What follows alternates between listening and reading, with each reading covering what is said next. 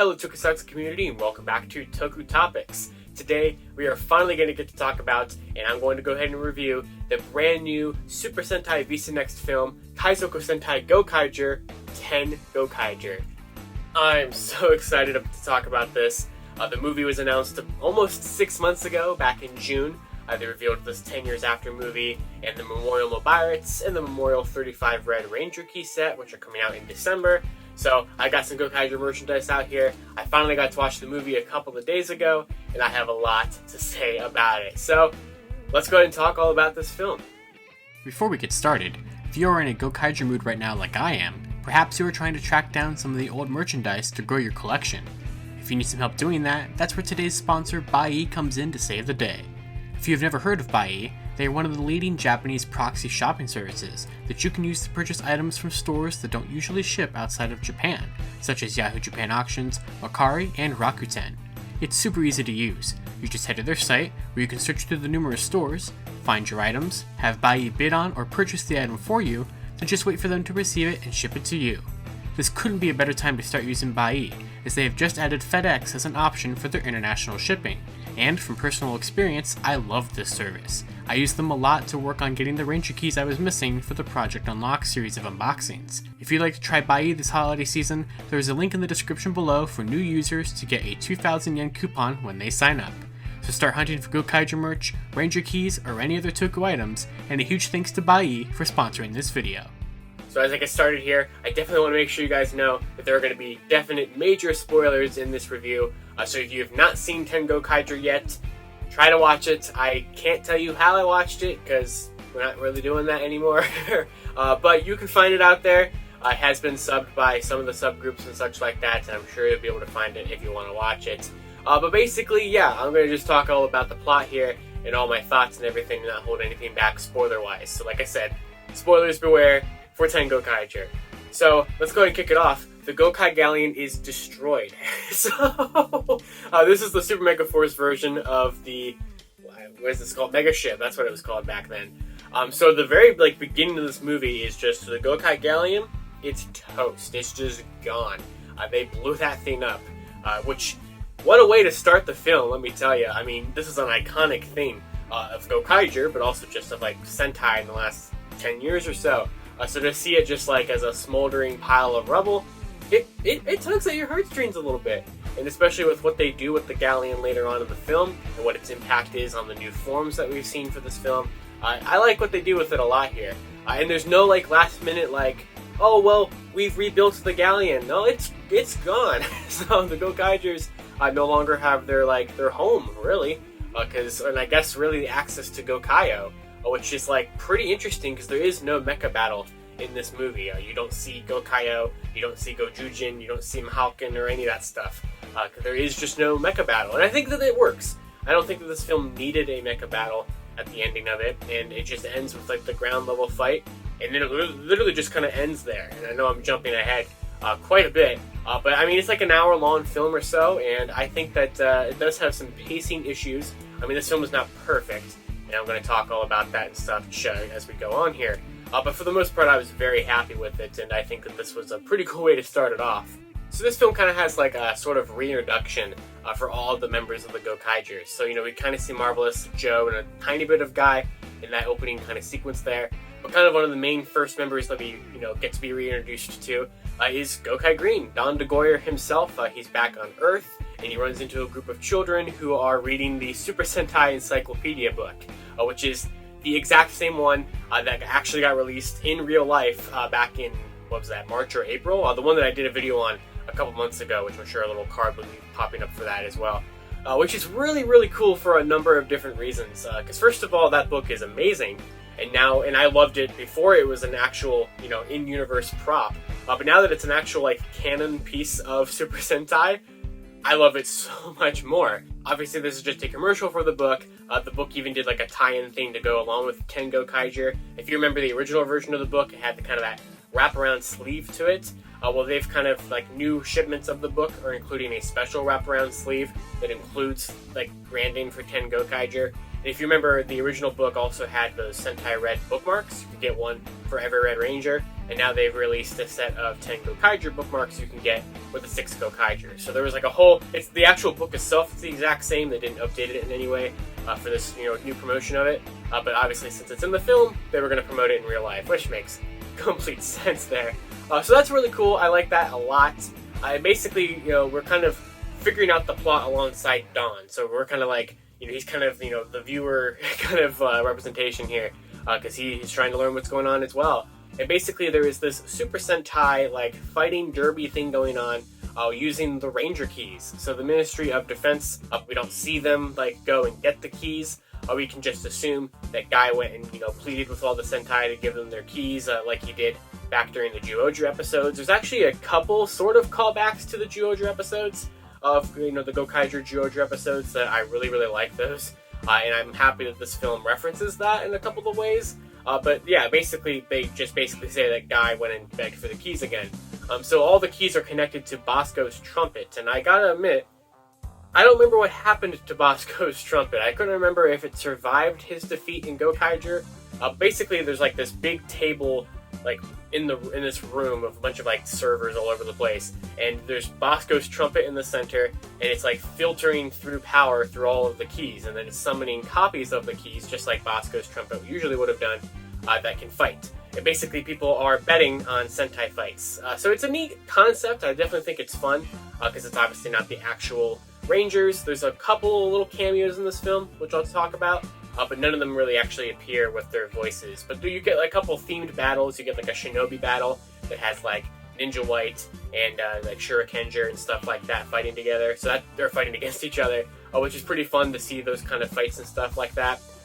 Honestly, one of my favorite parts about it was the fact that the Mobirat's announcer voice is the one doing all of the announcing for this. So you hear him get to say like, Ninja Whiteo, stuff like that, like he would if he was, voicing the Mobirats. It makes it sound like the Mobirats is just screaming out random Sentai names instead of just Sentai teams, which is fun. I like that a lot. Basically, everything around this Sentai Derby, all the announcers and the commentators are all cameos. So that's the Mobirats voice doing that part of it. And then the actual commentators are Bosco's actor and Beatbuster's actor, or slash Maji Yellow's actor.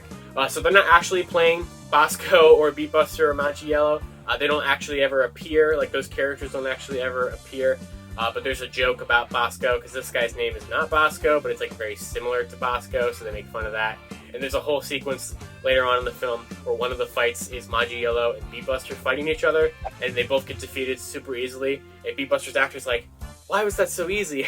I feel like something, that feel like a personal attack or something, which was a pretty funny nod. I enjoyed that quite a bit. So they're just there, and they show up every once in a while to give some commentary and just be fun and stuff like that. And I really enjoyed that. But basically, like, Don is figuring out what's going on here. Guy's, like, super on board. Guy's like, oh, this is great. They're making all this money off of this tournament with people betting on it, that they're able to pump that into, like, defending the Earth. Which I'm like, well, yeah, Guy, but they're also tricking you. Like, they're most definitely using you, because their goal here is to get every single Ranger key. They're basically me, but I'm not evil, at least as far as I'm aware. So there is, like, basically the goal here is to get every single Ranger key so that eventually they can take over the world, kinda. There's an interesting twist to it, and I like that about that, and we'll get to it. I keep saying that we'll get to it when we get to it, but, like, we will. But basically, they want all of the Gokaiger keys. Now, they pretend like it's for a good reason. It's definitely not for a good reason.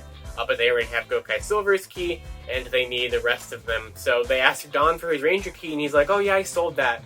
It's actually Luca who had it.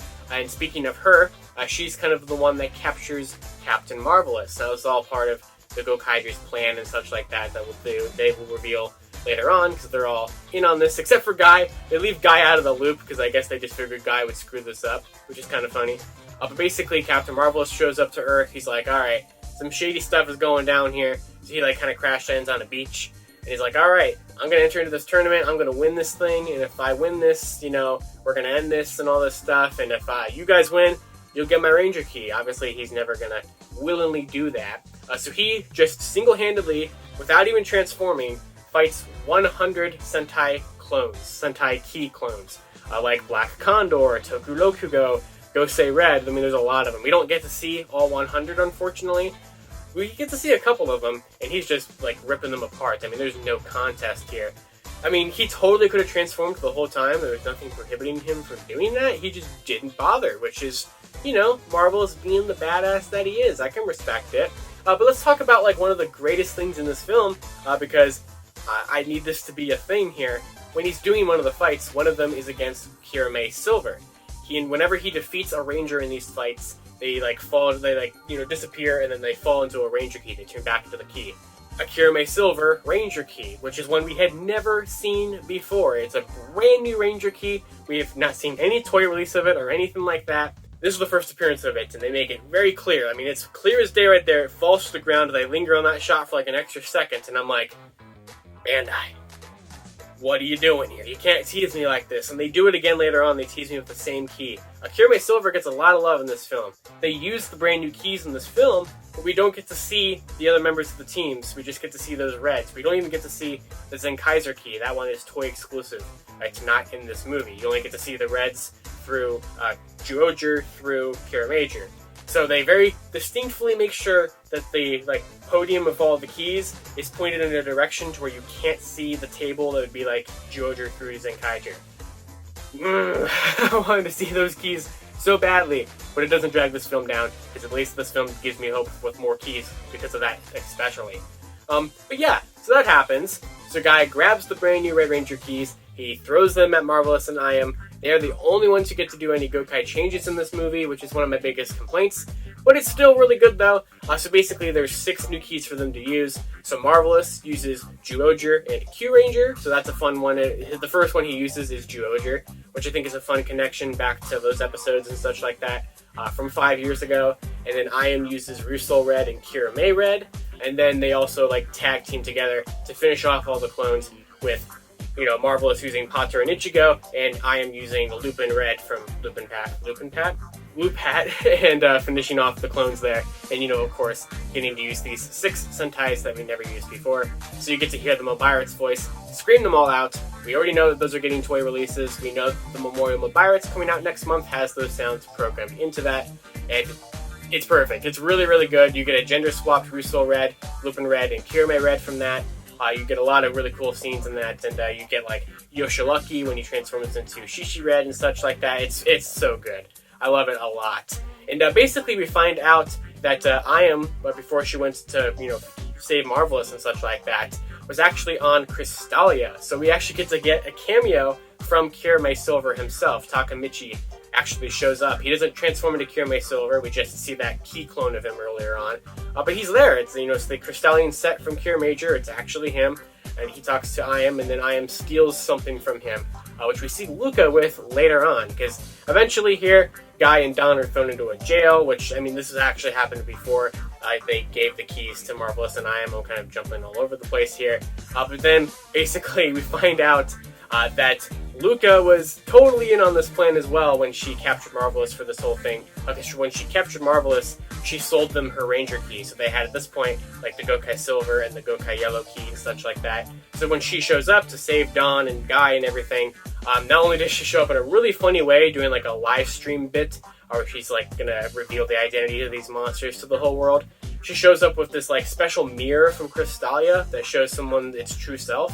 So it reveals all of them to be these monsters, except for the main Minister of Defense dude. He's not a monster, he's just a random guy. Everyone else there though was a monster. So there's this bigger main bad monster, there's the girl, and then there's Comrade Bravo, who's just painted blue when he gets revealed to in his true form. And so we get all that happening, and then she doesn't have her key at this exact moment because it's sitting on a table nearby. So she actually pulls out Dawn's key and transforms into a female Gokai Green, and then Dawn, through a bunch of antics, puts the Gokai Yellow key in his mouth and transforms into a male Gokai Yellow. So that happens for not even a minute probably. It's a cool little thing. I'm sure it's probably some kind of reference to the episode of Gokaiger where Luca and Dawn swapped bodies. So that's pretty fun. I do enjoy that. Now, if you guys didn't know, Joe's actor in real life has become a very big star since Gokaiger has wrapped up and everything, so actually getting him to be in this movie is actually a pretty big deal. I mean, obviously, he actually genuinely likes his role as Joe. He remembers his time in Gokaiger fondly, it seems, from what he's posted and such like that. So, he's not in this film too terribly long. I'm sure there was probably scheduling conflicts and such like that, but he does see some pretty good moments. He ends up saving Guy and this other kid that we're going to talk about from like Aka Ranger and a bunch of other people. And Guy's hilarious during this scene because he doesn't want to fight the actual like legendary Sentai. He doesn't want to hurt them or anything like that. So then you get Joe showing up and he transforms into Gokai Blue. He helps them out and everything like that. And we pretty much have the whole team together at this point, or close. We're getting close to having everybody together. And we find out that the kid that's kind of been involved here, who was never really part of the bad guys or anything, he was just kind of always standing around, is actually the kid from episode, I want to say it was like 3 or 4, very early on in Gokaiger, who stole the Shinken Red Ranger Key and used Marvelous's Mobiles to transform into Shinken Red. So he actually comes back. I believe it's not the same actor, which is unfortunate, but it is supposed to be the same character, and they do like flash back to that, make reference to that. So like I said, I don't think they were able to get the actual actor back, and that's unfortunate, but I think it's a cool callback. I definitely appreciate the thought process there, and I think it's really, really cool. And then basically we kind of get to the final battle. So, the bad guys have been revealed, the team is back together and everything. We find out that the team never actually broke up. They just knew that there was something fishy going on because this is like a pirate gang that shows up to Earth, or shows up to different planets and like destroys them basically. They pretend like they're there to, instead of invade Earth, they're pretending that they're going to have Earth invade other planets. So they want to use the Sentai, all the Ranger Key clones, is like an automated biggest army, which is actually a pretty interesting idea because, it does pretty much seem like for the whole film that they don't really have any plans of taking over the Earth. They want to take over other places using the Earth. And since the Sentai always defeat all of their, enemies, that's what they do. Interesting to want to use the Sentai as like a whole army for a planet.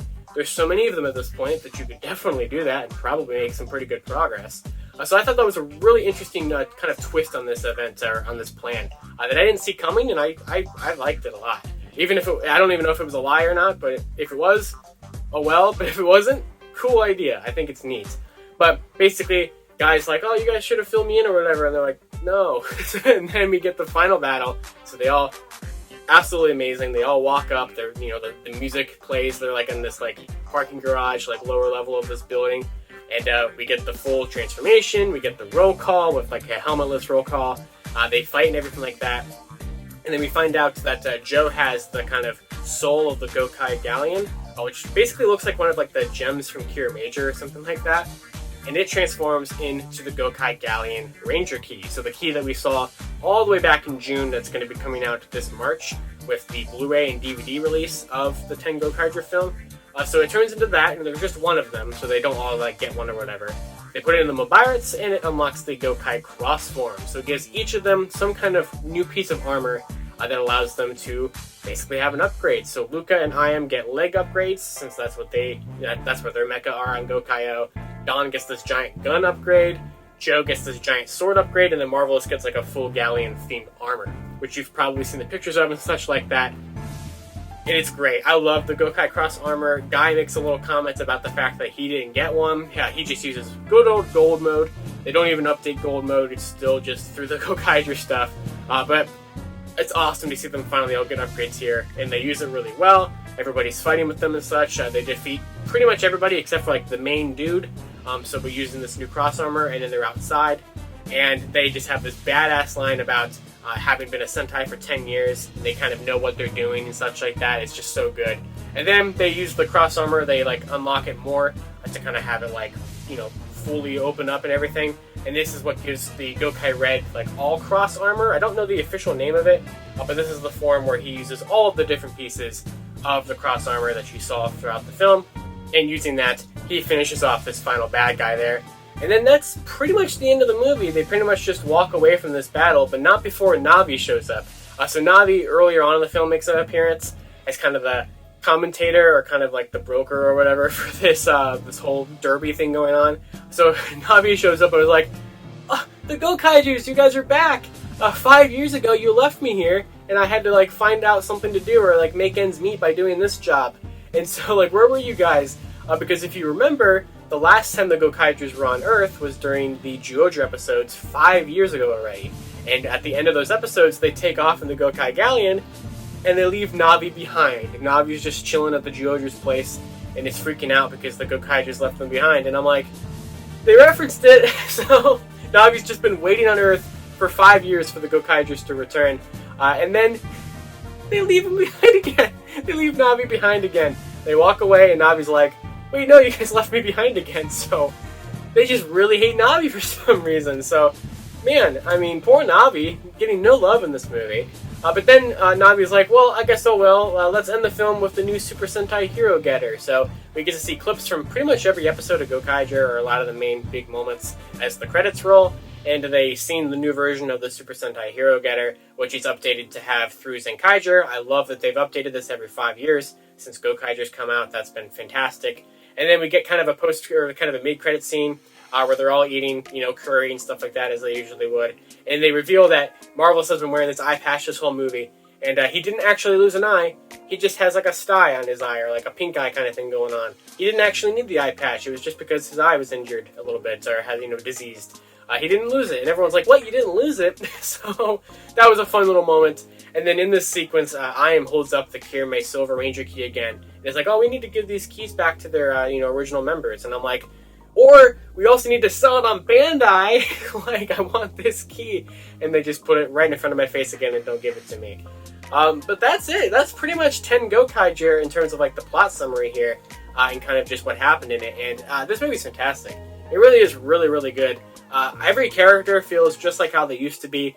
Guy is as annoying as ever. And I don't know if I just didn't find Guy as annoying 10 years ago, or if he's just more annoying in this film. But Guy's a little annoying in this film, but like naturally, like it feels right, if that makes sense. Luca is fantastic. Marvelous is, of course, marvelous. And, it's great to see Joe here. It's great to see Iam back. I mean, everybody was just great. I love that they called back to the Shinken Red Kid. The villains were interesting and fun. Didn't really seem like they had any ties to the Zanyak, which is perfectly fine. A lot of times with Gokaiger stuff, we've had them like connect to the Zanyak, especially like with the Juoja episode. Kind of the main villain, or the final villain of that, was like the bigger head of the Zanyak, and they didn't do anything like that again. But if you're a Gokaiger fan, I think you're going to love this film. Being a Visa Next, it's like a little bit more serious, I guess. I mean, you get like the blood, draining from, or, dripping from Marvelous's eye or whatever, which is kind of funny, because now that we know it's just like a disease, I don't really know what happened there. He must have just got cut like right here or something, because it looks like he's going to lose his eye, and they make you think that he will for the whole film, or that he did for the whole film. But what's interesting is that while this does reference the Juoja episodes, there's pretty much absolutely no mention of their appearances during Strongest Battle. Granted, the whole thing about the Gokaigers breaking up was basically a lie, which makes sense because only 2 years ago we saw the whole team appear during the Strongest Battle special. Now, granted, we didn't see everybody in person, but Marvelous and Luca came back for that special, like they're actual actors.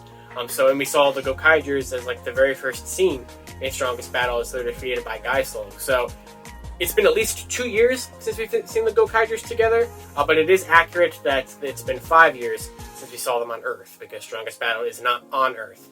So it's interesting because like it still fits with the continuity of that, but they make more of an effort to reference their last main appearance with the whole team than their last like actual canonical appearance. If Strongest Battle is canonical, which I assume that it is, especially at least to Resoldier, and to everything else, I guess. It's kind of a weird, like, where does this fall kind of thing. But yeah, if you're expecting any reference to that, there pretty much is not any.